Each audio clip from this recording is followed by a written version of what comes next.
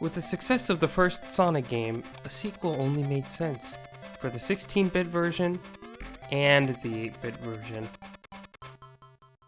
Sonic the Hedgehog 2 comes in as the first official appearance of longtime Sonic ally and best friend, Miles Tails Prower. You'll see pictures of him all over the game, but he's unplayable here actually. The intro acts as a cutscene to let us know that Tails has been kidnapped by Eggman, so it's up to Sonic to save him. How does this game compare to the first one though? Well, the good news is, the game has everything you'd expect from Sonic and more. Sonic is tasked with going through 7 zones, with the final one being a secret only unlockable after getting the 6 Chaos Emeralds. Similar to the first game, the gems are found in each level, in particular the second act. This time they are really not easy to get, and you're gonna have to go out of your way to try to find them. Something that this game did first was actually having these multiple pathways for you to choose from. The levels feel quite expansive in this regard. The top route is much faster and the bottom one slows you down. One big problem I have with this game is the difficulty spikes.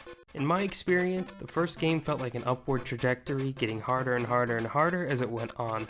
Here, levels seem to be very easy, then very hard, then very easy again.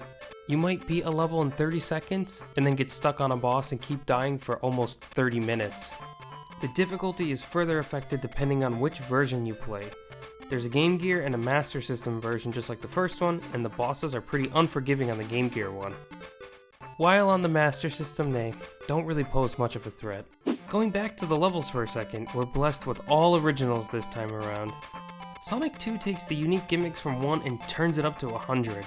I think it really helps freshen up the gameplay, the most unique of these being the Parasol. It does take a few tries to get used to it though. Speaking of controls, Sonic feels different here than he did in the first game. I'm not sure if it's just me, but he feels a bit slower, or at least the speed cap feels more apparent. He's not as slippery as the first game, but in a way he feels a bit more stiff sometimes, making him a little bit hard to control. If you come in fresh, you're gonna be fine, no problems. But if you're coming from the first one, then you're gonna have some adjusting to do. Your experiences may vary along the way, but if you manage to clear the game, you'll defeat Silver Sonic, but then Tails will, That said, if you collect those emeralds, you win and you get the good ending. I think Sonic the Hedgehog 2 is a really solid outing, no matter if you play it on the Game Gear or the Master System. The levels are unique, gimmicks are fun, controls are pretty good for the most part, and while the difficulty spikes can be really frustrating, it's still very well put together. There's no denying that. I did enjoy the first one more, but that's in no way putting this one down. This game was highly praised at the time, and I can see why.